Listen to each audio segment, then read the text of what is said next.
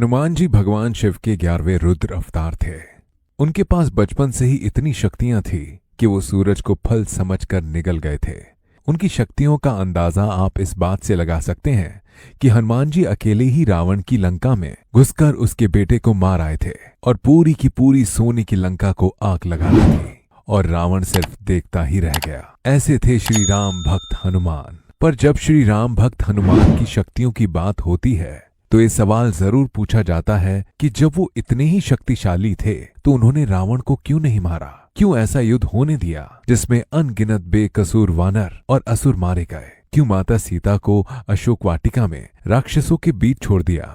दरअसल इसके पीछे कई कथाएं हैं और कहानियां हैं। इस बार यही सवाल हनुमान जी से उनकी माता अंजनी ने भी किया था। तब हनुमान जी ने उन्हें बताया था कि वो रामदूत हैं, उनके सेवक हैं, श्री राम ही उनके स्वामी हैं और स्वामी जो भी आज्ञा देते हैं उनका काम है उसे पूरा करना। कहते हैं कि हनुमान जी को भगवान राम ने सिर्फ सीता माता का पता लगाने को कहा था और ये भी कहा था कि अगर सीता जी मिल जाएं तो उन्हें श्री राम का संदेश दें और उनकी दी गई अंगूठी निशानी के तौर पर दे आएं ताकि माता को हनुमान जी पर भरोसा हो जाए कि वो सच में राम जी के भक्त हैं। उन्होंने कहा कि मैं सिर्फ उतना ही करता हूं जितना प्रभु राम कहते हैं। उन्होंने मुझे रावण को मारने को कहा ही नहीं था। प्रभु जानते हैं कि मुझे क्या करना है और क्या नहीं। यही वजह है मर्यादा पुरुषोत्तम श्री राम का आदेश माना और मर्यादा का उल्लंघन नहीं किया। इसलिए शक्तियां होने के बाद भी हनुमान जी माता सीता को लंका से नहीं ले गए और ना ही रावण का वध किया। हाँ, इस काम को करने में उनके सामने जो भी रुकावटें आईं, हनुमान जी ने सबका अंत किया। फिर चाहे उन्हें इसके लिए अपना बल लगाना पड़ा हो या फिर बुद्धि। समुद्र में उन्हें सुरसा और सिंहिका नाम की राक्षसियों ने रोकने की कोशिश की। हनुमान जी ने दोनों का अंत किया। लंका के गेट पर लंकनी ने रोका, उसे भी मार दिया। अशोक वाटिका में रावण के बेटे ने उन्हें रोका तो अक्षय कुमार का भी वध किया। रावण ने सीता माता का संदेश राम जी तक पहुंचने से रोकने की कोशिश की तो राम भक्त ने अपनी पूंछ से लंका ही जला डाली और जाकर माता सीता का संदेश और उनकी निशानी श्री राम प्रभु तक पहुंचा दी।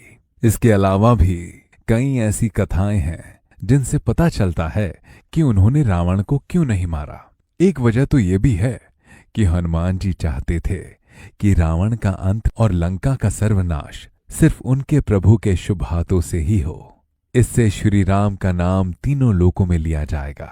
वो चाहते तो सीता माता को धोखे से लंका से निकाल भगवान के पास ले जाते, पर इससे उन्हें कायर कहा जाता, जो हनुमान जी कभी नहीं होने देते।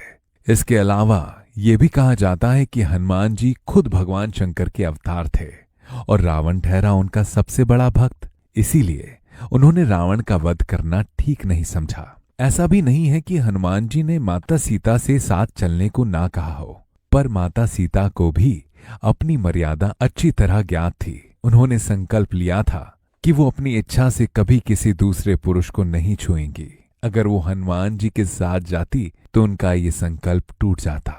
अगर वो हनुमान जी के साथ चली जाती तो श्री राम को कमजोर कहा जाता और हनुमान जी का नाम होता।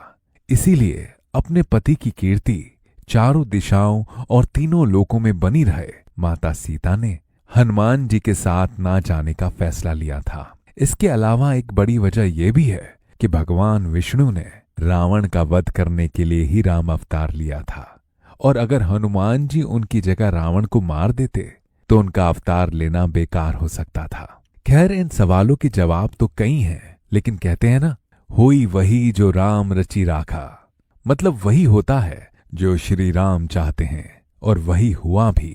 आज श्री राम और हनुमान दोनों को एक दूसरे का पूरक माना जाता है। कहते हैं ना, राम न मिले हनुमान के बिना, पार न लगेगी श्री राम के बिना।